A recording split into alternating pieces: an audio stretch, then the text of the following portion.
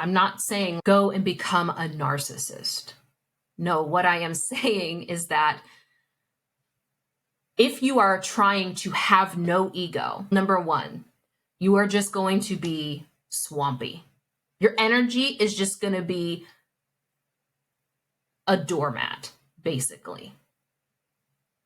And the world needs leaders, and you are not going to be that leader if you do not have some solidity about yourself.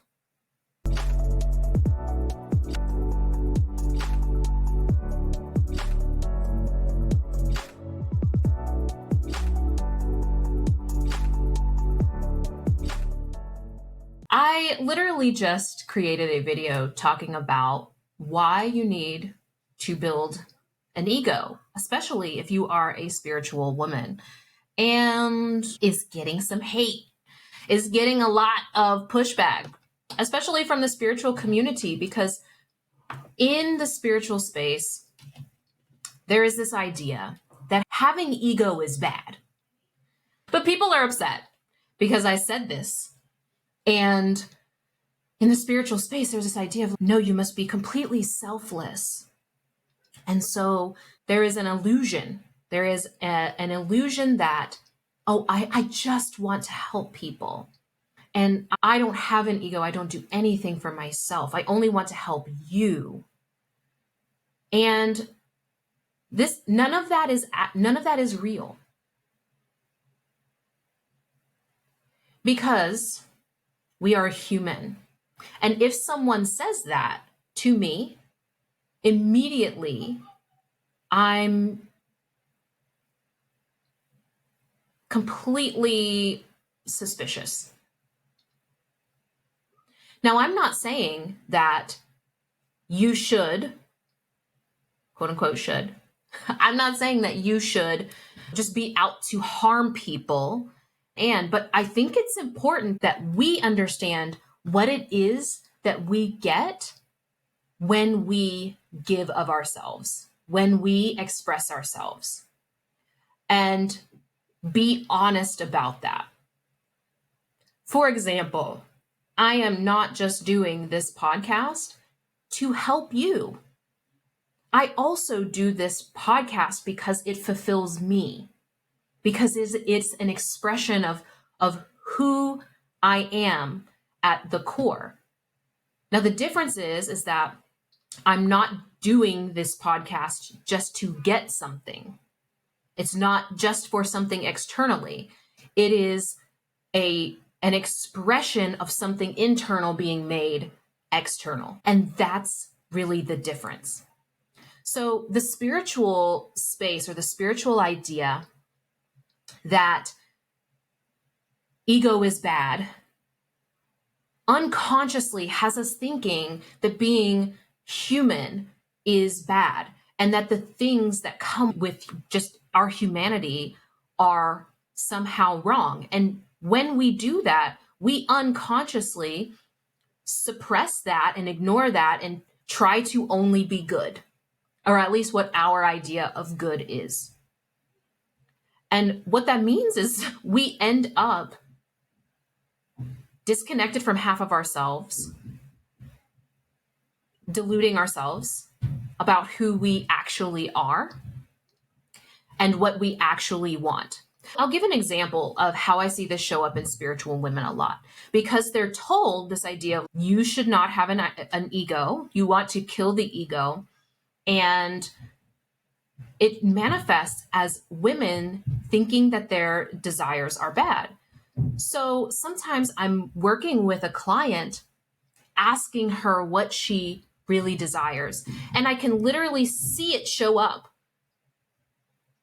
And then she tries to justify her way out of wanting that. You can see what she really wants, like that there's something that came up that she really wants. And then I would be okay with if someone just recognized me. And is that genuinely what you desire? Is that genuinely what you desire? Because part of the problem that happens in the human domain is that when we deny our humanity, when we don't just deal with the fact that we are human and that we have desires, that we have human needs, that we have a reason for becoming human, to just try to be good, quote unquote, good or pure or holy all the time, we end up unable to fulfill our purpose here, unable to create what we are here to create on this plane, have the impact that we're here to have, create the connections that we're here to create, be connected to nature. It's our human aspect that is connected to this plane. So when I'm saying that we need to build, that you probably need to build an ego, if you've been on a spiritual journey and you have been destroying your ego, you've been letting go of certain things, releasing certain things, there's nothing wrong with that. That's beautiful. And simultaneously, what structures are you putting in? What scaffolding are you putting in place? What ways of being are you putting in place that allow for your essence to express on this plane?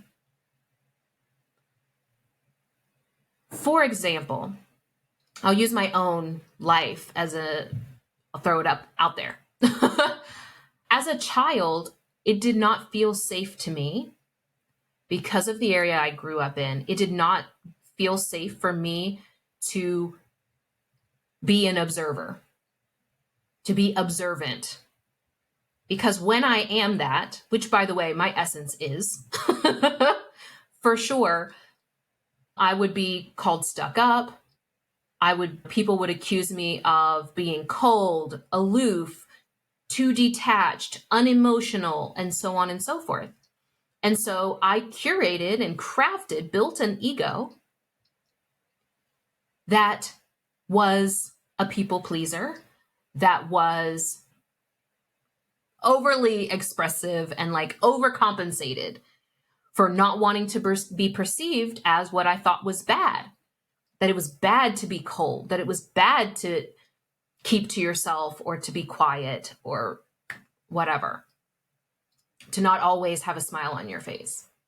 So then I came to understand and really explore more of myself. And as I was doing that, I was like, no, my authentic, like my aligned expression, let me be clear. My aligned expression is sometimes aloof. And also like my gifting comes through in my ability to not get overly emotional about certain things, to not automatically just react to any and everything, and be able to have less emotional stake in the experiences that I'm having.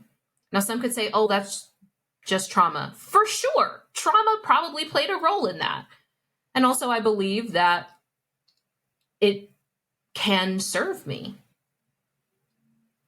But when I was the opposite, I felt disconnected. I felt like I was wearing a mask. I felt like I couldn't be myself. See, what our ancestors really had right and did well, I won't say that everything was like perfect, but we have some really great ancient wisdom. And part of every ancestral culture, at least that I've come across, is space for diverse expression, that there isn't just one way of being good or one way of looking spiritual. And also that there was space for humanity,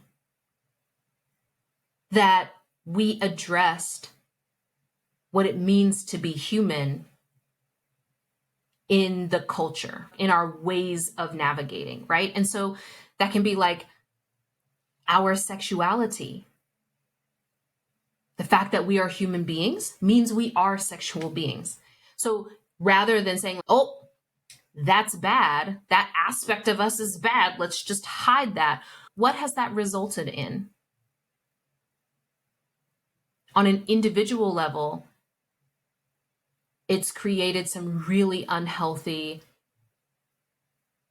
dynamics within individuals. But as a collective, because of the suppression of that egoic, that human aspect of ourselves, it manifests in, like, that darkness comes out because we aren't looking at it.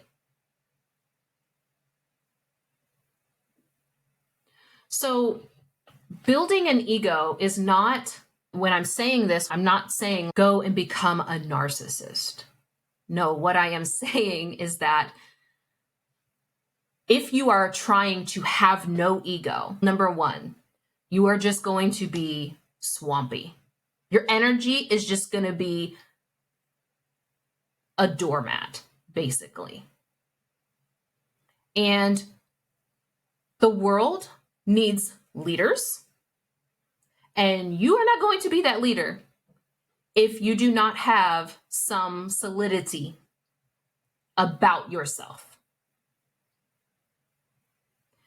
And I know that spiritual women, because I've just spent so much time with them, spiritual women spend so much time on focusing on everything that is bad about themselves and wrong and shameful and that they should have guilt about. And so when I'm saying that what the medicine that's really necessary right now is for these spiritual women, maybe you, if you can sit and write down a list of 20, 50 things that are quote unquote wrong about you or bad about you, that you need to fix, that you need to let go of, and so on and so forth.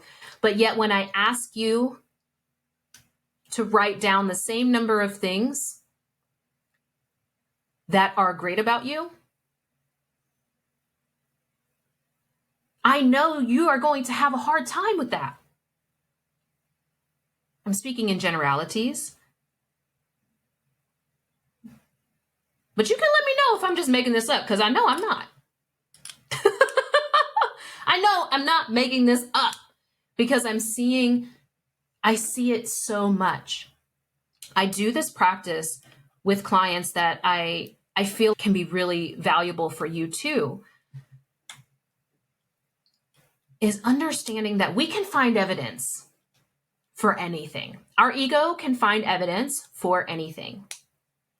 And it already is doing that unconsciously. It is finding evidence of why you can't do certain things. It's finding evidence of why that person is wrong and you're right. It's finding evidence of how you're not good enough. And so we need to bring consciousness to finding evidence over emotions, because emotions can give us really great insight into how we are perceiving something and where there's an opportunity. Maybe our values are being challenged, or maybe we haven't gotten stretched in our capability to handle something, etc. Emotions can be really important. However, they can blur things. Like, I've sat and had conversations with the most incredible, it's probably you. You're listening to this and I know it's you. Because when I sit and I have a conversation with you and I can see, anyone can see that you're amazing, that you have this genius, that you have this beauty in you, that you have this intelligence in you, that you have this power about you. And yet when I sit and I have my clients, and you too, sit down and write down 50 pieces of evidence that you are good at this, that you are capable of that it is possible for you to be, insert trait, disciplined, a leader,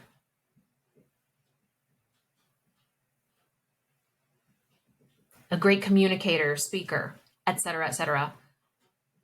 Most spiritual women really struggle with that. That's where this is coming from. The shamanic perspective is that there isn't right or wrong on this plane. That what can be medicine at one time might be poison another time. And that anything, even things that we think are good, can be destructive in doses that are too high or too low. So the amount, right? So the amount of ego destruction matters. When you destroy the ego matters. So if there's a time to destroy the ego, there is also a time to build it. And on a collective level, this next 10, 20 years, next few decades, it's going to be crucial that women build their egos. That women begin to have even just a fraction of the confidence in their God-given, ancestrally inherited gifting so that they can actually wield it. So that you can wield it. Because if you are put on this plane for a purpose, and yet you have not been able to build the confidence that is real, that your gifting is real, then you will not lean into it. Then you will not express it. And then look at the state of the world. People are more unfulfilled than ever, disconnected, shit is falling apart. And we're moving into a season where we need more spiritual women leading. That is the medicine that is necessary. It's going to be a time for spiritual women and men who are also spiritually connected. But it's going to need leadership. It's going to need meaning the world is going to need solidity.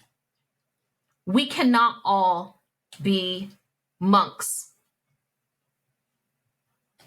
at this time. It is going to be so important for us to be able to operate in this world that as this system and these ways of doing things crumble, that we are able to build a new one. And in fact, the faster we are able, the faster, the more solid, the more stable, that we are able to build a different reality for ourselves and our families and our communities, the faster we can do so for this planet. But we can't do that if you are just trying to stay humble.